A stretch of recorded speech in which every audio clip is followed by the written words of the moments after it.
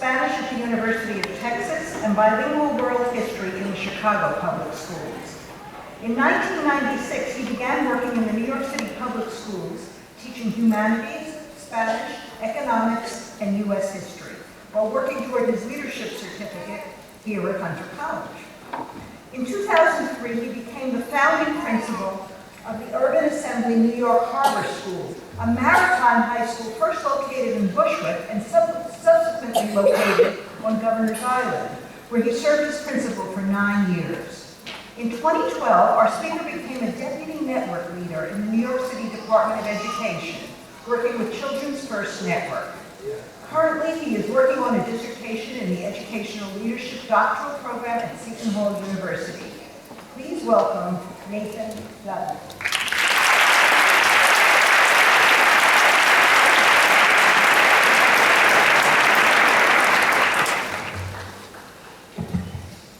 Good evening, and thank you for the honor of having me here today.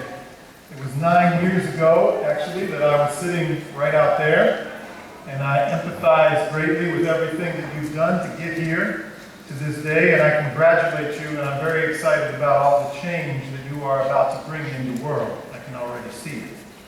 I'd like to thank President Rabb, Dean Steiner, Senior Associate Dean Graves, Associate Dean Carla Asher, as well as Professor Jason Wertz and the whole graduation committee, including Ben Schuldner, a former colleague. We started our schools together, for their leadership of Hunter's education program, as well as for inviting me here today.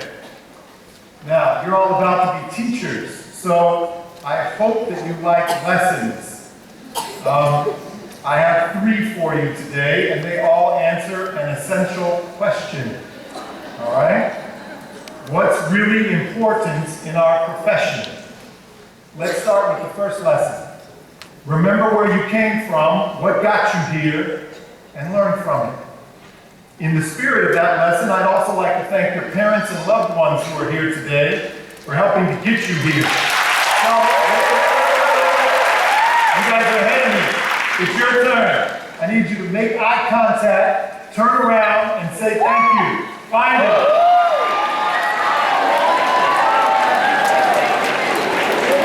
If they're not here, say thank you to the universe, and they'll get it. So, let's remember where we came from. Now, I want to talk about what's important, but you're all pedagogues, and I have a couple questions to ask you before we get into what's really important. The Common Core standards are coming. Hopefully you've heard of the Common Core. I think the professors did their jobs. And we don't have time for an essay today with claims and counterclaims. And I haven't given you your readings with the appropriately text complexity with the right appropriateness. But I am going to ask you to take a stand. All right? So here's your first question. Thumbs up if you believe the Common Core standards will significantly improve student achievement and college and career readiness for the vast majority of our students. Let's see thumbs. All right, that's a good one. I'm not going to shout you out, don't worry. I will not call on you to give evidence right now, don't worry. If we were in class, I'd have to go to one side of the room and be prepared to back it up with evidence from the test. But we're not going to do that right now. All right, second question. Next big question, right? Thumbs up if you believe the New York State teacher evaluation system will significantly improve instruction in New York State. All right? All right. I need to know my audience. I see my audience. I feel like there were a lot more thumbs on the first one than the second one. That's okay. For those of you that don't know, Commissioner John King will decide by this Saturday what it will look like in New York City. What that evaluation will look like by June 1st. So some of you are walking right into that evaluation system next year. If you don't know about it, your homework, I'm giving you homework ahead of time, is to study Law 3012C. And you should know that because that's how you're evaluated, and all students want to know how they're going to be evaluated. All right. Now, for the record, I'm kind of where you guys were. I would be much more on the thumbs up side on the first one than I would be on the second. I believe that while the Common Core has many strong standards, I wish it had been field tested a little bit more in a variety of districts around the country and the assessments better known before we're kind of put into this situation where we embark on what amounts to our own 46th state nationwide field test on the Common Core. However, you should know that in my current job, I'm working diligently with an incredible group of teachers who are writing some of the most thoughtful Common Core units that I've ever seen. But we haven't really done the core yet. We haven't done the assessments, so we don't know how that's going to play out. But that's part of our world now. It's really important that you do it to the best of your ability. Second question. I have much more trepidation about that. I base much of my evidence for this on Professor Bruce Baker's work at Rutgers and on his blog, School Finance 101. If you've never seen that blog, you should check it out. That shows that using measures using student test scores for teacher evaluations are not reliable or valid. However, you're about to enter a field in which 40% of your evaluation will do just that. Right? So I would have stayed thumbs down on that question. That's me. Now, after that little bit of interactive introduction, I have a secret for you. That's not what's important. Yep. What's really important is actually you. What's really important is your commitment, your own development, your never-ending quest to help the students reach their full potential as human beings. It's the hardest and most important job in the world. And when it's done right, you change the world, one child at a time. Don't get me wrong. I'm not saying the Common Core and the new teacher evaluation system are not important. In fact, they're the two biggest changes in the Department of Education in 80 years, and they're happening simultaneously this year, go figure. And there will be lots of political noise about this in the next few years. I started teaching at Benito Juarez High School in Chicago in 1983, the same year as The Nation at Risk came out and jump-started the standards movement. And while I do think the Common Core and the new evaluation system will be around in some form or another for longer than some of the other education initiatives that have come and gone in the last 30 years, I would say that in the grand scheme of things, when you are teaching your classes 30 years from now, in the year 2043, the Common Core may have come and gone. Right? And the teacher effectiveness frameworks like Danielson, Marzano, and Marshall, they may be still usable memories. But what's important will still be you. Your commitment, your passion, your planning, your ability to reach students where they are, inspire them, and help them to read, write, dream, and reach those dreams. So, my second lesson. You and your commitment to students and to your profession. I say, go all the way. 11 years ago, a man named Murray Fisher walked into my classroom in the South Bronx. I was studying here at Hunter at the time, teaching at Satellite Academy, a second chance school. Murray was starting the school, and he had called Dr. Janet Patty here at Hunter and asked her if she knew any good principal candidates. She kindly recommended me, and it changed my life. Murray came to my classroom in the Bronx and asked me if I could help him create a school. I had written a school proposal here for a class with Dr. Knoll and Dr. Patty, and I used parts of that paper to write the proposal for what became the Harbor School. Our school's goal was to engage students in their education by using the greatest resource in New York City, the Harbor. We opened in the old Bushwick High School in Brooklyn in 2003. We were a maritime high school, the farthest you could be from the water. We made it work anyway. We moved our school to Governor's Island in 2010 when the mayor gave us a chance to move there. So right now that school's in the middle of the harbor. Today the Harbor School 6 CTE programs children. The students swim, sail, row, boat, build boats, do water quality testing, grow oysters, grow fish, scuba dive, anything and everything we do on the water. And we have an ambitious plan to repopulate the harbor with more than 1 billion oysters, restoring the water quality of New York City.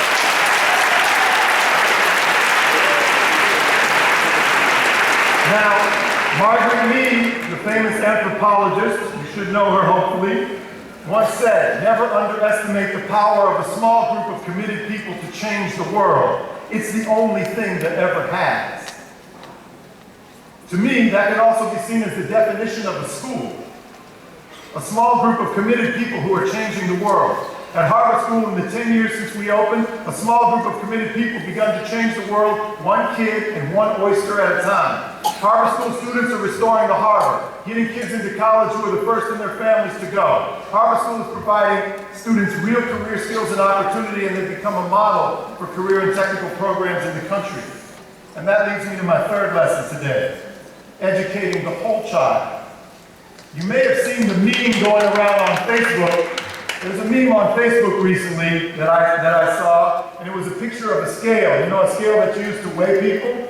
And somebody had taped a note to that scale, and it said, "This scale can only give you a numerical reflection of your relationship with gravity." That's it. It cannot measure your beauty, your talent, your purpose, your possibility, your strength, your love, or your character. Now, similarly, I would write a note on every standardized test that our students take. This would be my note. If this standardized test is written well, and that's not a given, this test can only provide a numerical value to one type of learning, a diagnosis of a student's relationship to a standard or to another group of students on a given day, period.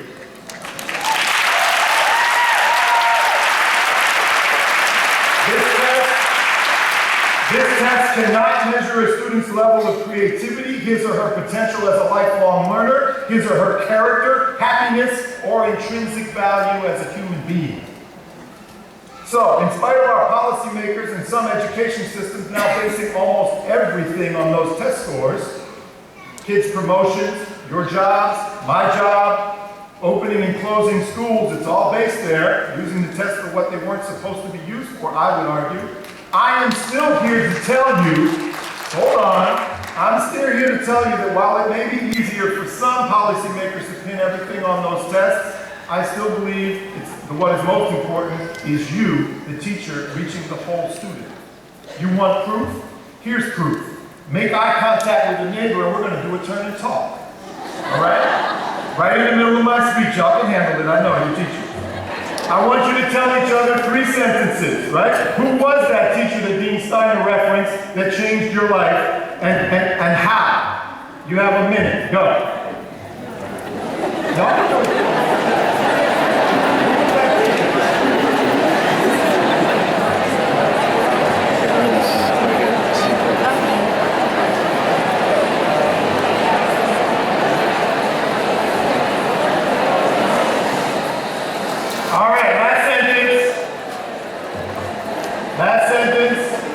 Hopefully you all got a moment to talk. Parents could have done that too, probably. Now, you at least had one teacher to talk about. I kind of felt that. That teacher who taught you as a whole child and changed your life. It's probably one of the reasons you're sitting here today. Now, yes, teaching that whole child needs to be grounded in reading, accessing the text, helping them to love reading, learning to express their thinking through writing. That's going to be really important, especially in the Common Core. And yes, part of our teaching needs to be around helping students understand the conventions of language, academic vocabulary, and problem solving in math. But another part of our teaching, that whole child, needs to be finding new and exciting ways to engage our students. Did you take your lesson plan when you finished it and run it through what I call the fun filter? To make sure there's something engaging, or fun even? What a concept. So your students won't be bored to death in your classes? Did you find that one kid who's crazy about video games and help him into a video game club so that you have to do an hour of homework before they can hook the Xbox up to the smartboard? Another part of educating the whole child has to be to provide them with the opportunities that our society does not distribute equitably. Former President Bill Clinton recently spoke at my former school's benefit, and he said, "The Harvard School benefit illustrates better than any speech ever could that intelligence is evenly divided, but opportunity is not." How will you, indeed, how will we all work to provide these opportunities for all students, both in your classroom and at a policy level? The response to poverty being the #1 variable in student test scores is not to take away art and music and sports from poor kids and give them triple the math.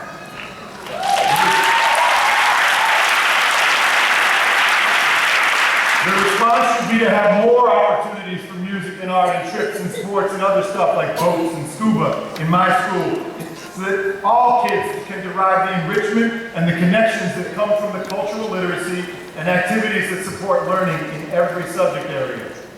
So to educate the whole child, we as educators must demand weighted funding policies that both address poverty and provide a more even distribution of opportunity. So what's really important? The mayoral election? The Danielson rubric? Common Core Literacy Standard RH 11-12.3? You know, the one that asks for textual evidence? It's good, it's important. I would say they are important, and there will be lots of talk about them in the coming years. But in the end, they're not as important as where I would put the core of our work for the long term. My message to you, Hunter educators of the class of 2013, is to take what you have done here and remember what's important. Remember where you came from, your families, your teachers, and Hunter College and what you got here. Remember your commitment and dedication to your students.